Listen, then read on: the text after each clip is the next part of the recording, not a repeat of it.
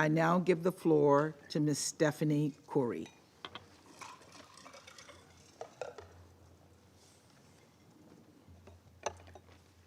Thank you, Madam President, members of the council.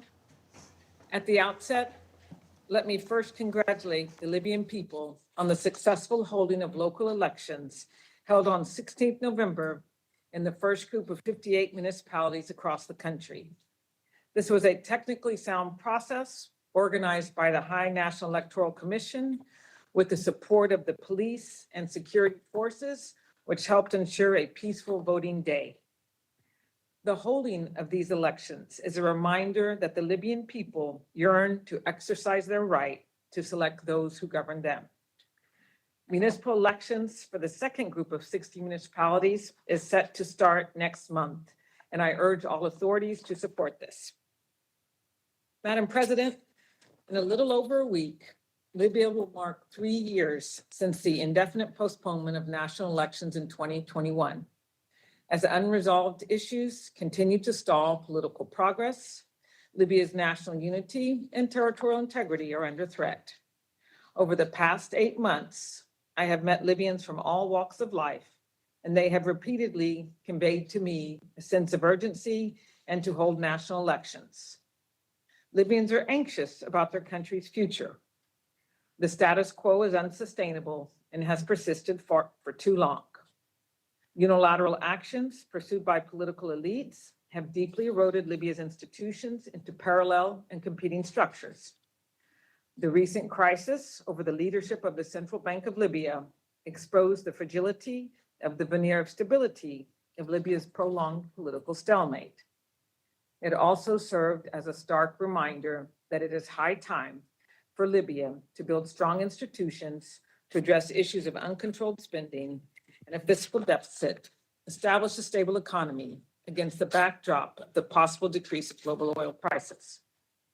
Further, the continuing divisions over the leadership of the High Council of State compromise its ability to exercise its functions. This is another sign that Libya's transitional architecture is crumbling under the weight of political polarization and the lack of a clear project for a permanent system of governance. National reconciliation efforts are also increasingly hindered by the political divisions and the vicious cycle of institutional competition. Competition between various armed factors for territorial control and access to resources continue to threaten Libya's stability. 2 days ago, fighting erupted in Zawiya between two armed groups. Minor clashes flared up again in the oil-rich desert of Hamada on 24th October, 6th and 9th November. Although the situation has de-escalated for now, these incidents underscore the risks associated with uncoordinated unilateral troop movements and divided security institutions. Madam President, last night, I have presented to the Libyan people UNSMIL's plan for an inclusive intra-Libyan political initiative to overcome the current political deadlock and move beyond the status quo towards national elections and the renewal of the legitimacy of Libya's expired institutions. I intend to facilitate this process on the basis of the following objectives and principles. 1, first and foremost, preserving stability on the ground. Secondly, pursuing Libyan ownership by building on existing Libyan framework. Thirdly, help unify and strengthen institutions and their legitimacy. Fourthly, inclusivity of Libyan political forces and cultural components. I also intend to facilitate this process through an incrementable, flexible approach to enable progressive building up. This increment is also designed in such a way as to not predetermine any decision made by the next special representative and can be adjusted as appropriate. In line with paragraph 2 and 5 of Resolution 2755 of 2024, UNSMIL intends to establish an advisory committee to develop options for resolving outstanding issues in the electoral framework and to pave the way for the holding of general elections and one government for all Libyans. It is my priority, based on my consultations with Libyans across the country, to address contentious issues in the legal framework for the elections. While the existing framework is the positive outcome of Libyan efforts and a good basis, it remains highly contentious among Libyans and is unlikely to produce a viable and peaceful electoral event without some tweaks. We must be mindful of past experiences, in particular of the failed 2021 election. This is why I intend to establish a time-bound advisory committee tasked to review outstanding issues in the electoral framework and make viable proposals and options for an overall roadmap for the holding of elections. This committee will be composed of Libyan experts and respected personalities who are reflective of the spectrum of Libya's political forces, social, cultural, and geographic components. Madam President, as the controversy of the executive authority ensues, we must be mindful of the successive transitional governments in Libya's decade-long and open-ended interim arrangements. This is why I believe that any unified government that might emerge from Libyan negotiations should be strictly bound by principles, safeguards, milestones, and timelines to take the country to elections as a condition for its international recognition and legitimacy. Madam President, building on ongoing efforts by Libyans, UNSMIL also intends to convene with Libyan partners a structured dialogue to consolidate consensus around a unified national vision for the future of the country. Long-term conflict drivers have remained unaddressed and have prevented Libya to move towards a permanent system of governance, which is centered on a shared collective vision of fundamental issues and relationships between the individuals and the state. Ensuring full, equal, and meaningful participation of all segments of society, particularly youth and women, remain UNSMIL's priority to fostering inclusivity, building national unity, and enhancing the legitimacy of the political process. It is my hope that this process can build an important legacy and support the conclusion of the constitution-making process down the road. UNSMIL is continuing to support Libyan efforts to move forward its economic reforms for the benefit of the Libyan people. UNSMIL will also continue to work to help advance unification of military and security institutions and with the African Union and Libyan partners to advancing national reconciliation. Over the past weeks, I've shared broad parameters of our initiative with Libyan actors, as well as with regional and international partners. I am grateful for the constructive engagement and feedback. That feedback compels me to clarify what this first phase of this initiative is not. The advisory committee is not a dialogue group to take decisions, but rather it is to generate options for use in a follow-on phase by Libyan decision makers. Madam President, I am mindful of mounting challenges that must be overcome. 2.5 months after the resolution of the leadership crisis at the Central Bank of Libya, I am encouraged by steps taken to improve governance.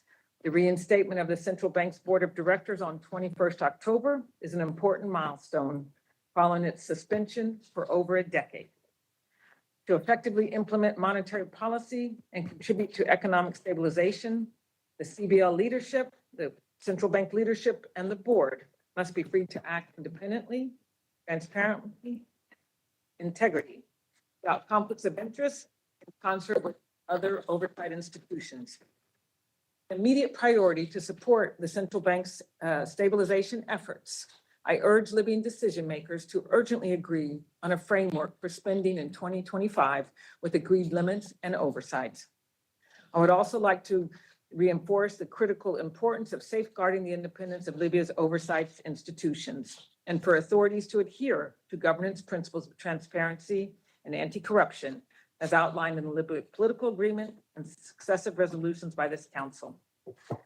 Madam President, arbitrary arrests and detentions persist across the country. Despite progress in the areas of capacity building and partial access to detention facilities, I call on Libyan authorities to grant UNSMIL unimpeded access to all detention centers. I am very concerned about deaths in custody. Since I last briefed the council, 4 Libyans, including 2 women, have died in custody. Transparent investigations into these deaths are needed, and those responsible must be held accountable. Regional instability also has a grave impact on Libya. Since the start of the Sudanese conflict in 2023, an exponentially growing number of Sudanese refugees crossed into Libya, with 500 on average arriving daily. The human rights and protection conditions faced by migrants and refugees remains a UN top priority. I urge all stakeholders to ensure that migration management comports with international human rights law, and the UN remains committed to assisting. Madam President, closing. That largely remains the backdrop of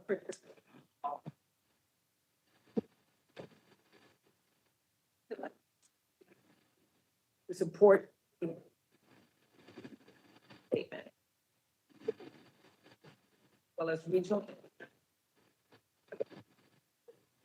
to help resolve unify institutions. Libya has potential. Ms. Koury, we are unable to hear Yes. you, starting from in closing.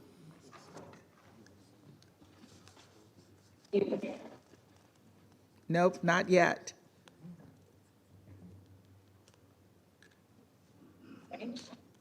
Let's try again. Okay, Better. okay, can you hear me now? Yes, we can. Okay. President. Closing is going to remain large. It is neither stable against the back regional changes and growing economic. We must collectively seize the opportunity to achieve a lasting political settlement. Members of this council, as well as regional. Ms. Koury, we still can't hear you. So we're going to disconnect and come back to you. And I now give the floor back to Ms. Stephanie Koury for her closing remarks. Thank you, Madam President. In closing, Libya's guns largely remain silent, but it is neither stable nor at peace. Against the backdrop of persistent foreign involvement, regional changes, and growing economic headwinds, we must collectively seize the opportunity to achieve a lasting political settlement. Members of this council, as well as regional and international actors, have a concrete opportunity and obligation to help Libyans resolve their differences, reunify institutions, and move toward a democratic, rule-based system of governance. Libya has the potential to become a beacon of stability and prosperity for the Mediterranean region and beyond, and one that serves its people. The success of the UN-facilitated political process, first and foremost, requires political will and Libyan actors to refrain from unilateral actions that continue to entrench institutional divisions and polarization. Unity of purpose and coordinated support from Libya's regional and international partners is equally critical. The Libyan people have shown that not only do they desire change, but they have the capacity to reach agreements, to compromise and make lasting progress and hold elections. And they need your unified support. Thank you, Madam President and members of the council. I thank Ms. Koury for her statement.